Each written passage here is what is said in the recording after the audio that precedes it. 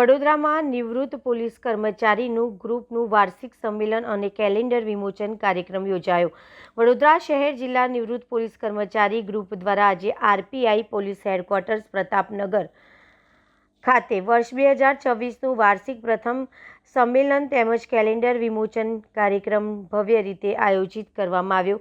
સંમેલનમાં શહેર અને જિલ્લામાંથી મોટી સંખ્યામાં નિવૃત્ત પોલીસ કર્મીઓ ઉપસ્થિત રહ્યા હતા। કાર્યક્રમ દરમિયાન નિવૃત્ત કર્મચારીઓને સન્માનિત કરવામાં આવ્યા હતા અને પોતાની સેવા દરમિયાનના અનુભવો, સ્મરણો અને સમાજને આપવામાં આવેલી સેવા અંગે ભાવો સાથીદારો સાથે વેચ્યા હતા।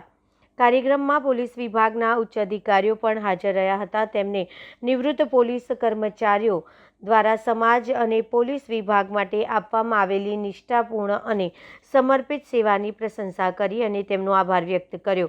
આ સંમેલનનો મુખ્ય હેતુ નિવૃત્ત પોલીસ કર્મચારીઓ વચ્ચે એકીકરણ, સહયોગ, પરસ્પર સંવાદ અને જૂના સાથીઓ સાથેના આત્મીય સંબંધોને વધુ મજબૂત બનાવવાનો રહ્યો છે, જે સફળતાપૂર્વક સિદ્ધ થયો છે।